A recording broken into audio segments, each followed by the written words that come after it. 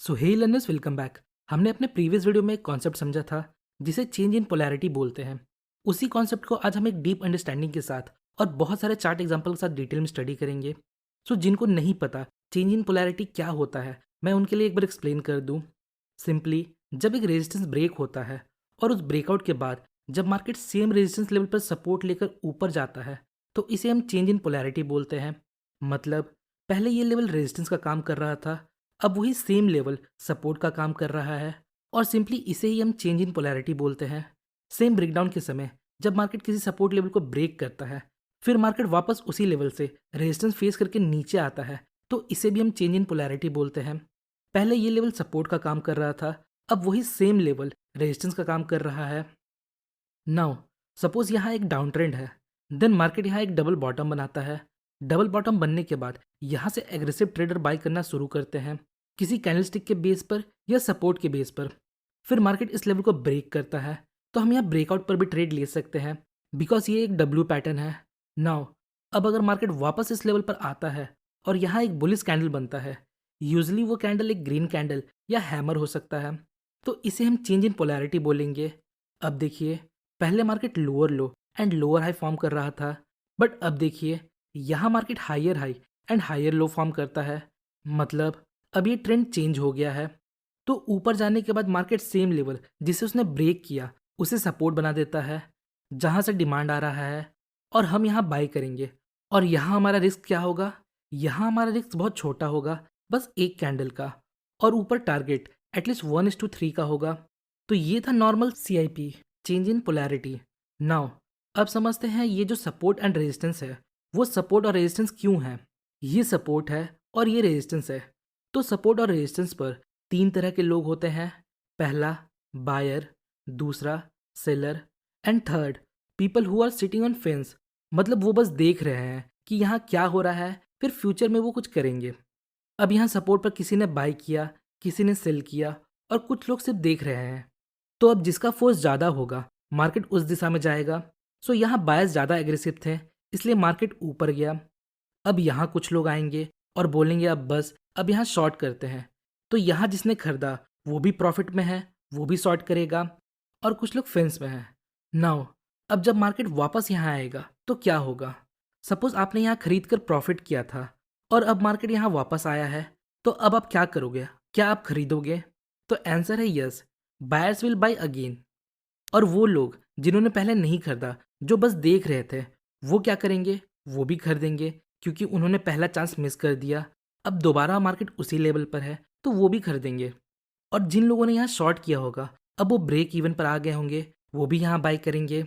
तो कुछ इसी प्रकार सपोर्ट लेवल वर्क करता है। सेम लेवल सालों साल काम करता है। नाउ अब ये ऊपर जाने लगा और रेजिस्टेंस को अप्रोच करता है। सो जिन्होंने पहले यहाँ शॉर्ट किया होगा, वो वापस यहाँ शॉर्ट करेंगे। जो यहाँ फेंस पर बैठे थे, वो भी शॉर्ट करेंगे, और जिनको खरीदना है वो यहाँ खरीदेंगे। तो ये तीन तरह के लोग यहाँ हैं। अब जिनका फोर्स ज़्यादा होगा, मार्केट उसी तरफ मूव करेगा। तो यहाँ बाइंग फोर्स ज़्यादा था, इसलिए मार्केट यहाँ ब्रेकआउट देता है। नाउ अब जिन्होंने यहाँ शॉर्ट किया था, उनको लॉस हो रहा है। अब क्या होगा? जब मार्केट ऊपर जाकर वापस नीचे आएगा, तो यहाँ शॉर्ट वालों को ब्रेक इवन मिलेगा, और वो यहाँ निकलेंगे। और जिसने ये ब्रेकआउट मिस किया होगा, वो भी यहाँ बाय करेगा। तो इस प्रकार प्रीवियस रेजिस्टेंस यहाँ सपोर्ट की तरह काम करता है। होपफुली आप लोगों को सपोर्ट एंड रेजिस्टेंस का कॉन्सेप्ट समझ आ रहा होगा। अगर आपको इस वीडियो से कुछ सीखने मिल रहा है, तो अभी इस वीडियो को एक लाइक जरूर करें।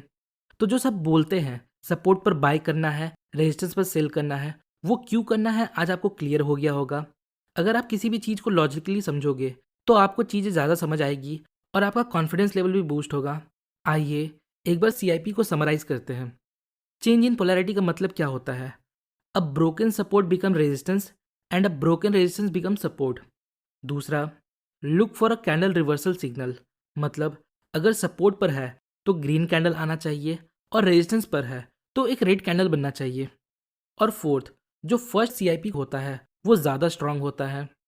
आइए पहले बाइंग का सेटअप देखते हैं। जब प्रीवियस रेजिस्टेंस ब्रेकआउट के बाद सपोर्ट बनता है, तो यहाँ हमें एक ग्रीन कैंडल चाहिए। इसके हाई के ऊपर हमारा एंट्री होगा, और इसके लो के नीचे हमारा स्टॉप लॉस होगा। टारगेट के लिए हम प्रीवियस रेजिस्टेंस का यूज़ करेंगे। अगर हमें 1:3 का टारगेट यहाँ मिलता है, तभी हम यहाँ ट्रेड लेंगे। तो इसके कुछ रूल्स देखते हैं। पहला, ये स्विंग ट्रेडिंग के लिए है। दूसरा, यहाँ टाइम फ्रेम होगा डेली या 60 मिनट। तीसरा, buy above the green candle. Fourth, stop loss below the green candle. And fifth, potential target 1:3। आइए अब कुछ एग्जाम्पल देखते हैं। यहाँ देखिए, पहले ये हमारा रेजिस्टेंस था, अब सपोर्ट का काम कर रहा है। ये यहाँ 4 बार सपोर्ट का काम कर रहा है। नेक्स्ट, यहाँ भी प्रीवियस रेजिस्टेंस सपोर्ट का काम कर रहा है और यहाँ 2 बार इस लेवल से अच्छा खासा मूव देखने को मिलता है। अगला एग्जाम्पल देखते हैं। यहाँ देखिए, ये प्रीवियस रेजिस्टेंस, फिर ब्रेकआउट और फिर वापस मार्केट यहाँ आता है और हमें यहाँ 2 बार एंट्री का चांस मिलता है। नाउ अब सेल वाला एग्जाम्पल देखते हैं। जब मार्केट सपोर्ट लेवल के ब्रेकडाउन के बाद रेजिस्टेंस का काम करता है तो यहाँ हमें एक रेड कैंडल चाहिए। एंट्री हम इसके लो के नीचे लेंगे, स्टॉप लॉस इसके हाई के ऊपर होगा और यहाँ हमारा potential target previous swing low होगा जो 1:2 या 1:3 हो सकता है। एग्जाम्पल देखते हैं। यहाँ देखिए, प्रीवियस सपोर्ट जो बाद में रेजिस्टेंस का काम करता है, एक रेड कैंडल के बेस पर हम यहाँ शॉर्ट कर सकते हैं। नाउ अब पहले एरो को देखते हैं। अगर हमने यहाँ शॉर्ट किया होता तो 5 से 6 दिन में हमें 10% का रिटर्न मिलता। नेक्स्ट एरो पर भी वही चीज़ हो रहा है। अब माइंड में एक बात याद रखिएगा, ये एक शॉर्ट ट्रेड है जो हम सिर्फ फ्यूचर में कर सकते हैं, ये हम कैश में नहीं कर सकते। अगला एग्जाम्पल देखते हैं। ये हमारा सपोर्ट जो आगे जाकर रेजिस्टेंस का काम करता है। पहले वाले एरो से मार्केट थोड़ा नीचे गया, यहाँ हमें 3 दिन में 5% मिला और दूसरे एरो से हमें एक अच्छा खासा मूव देखने को मिलता है, लगभग 10% से ज़्यादा। नेक्स्ट, यहाँ देखिए, सेम चार्ट में हमें दूसरा CIP मिलता है, सपोर्ट बिकम रेजिस्टेंस, और यहाँ भी हमें शॉर्ट के सिग्नल मिल रहे हैं। अब अगले चार्ट में एक एडवांस चीज़ को समझते हैं।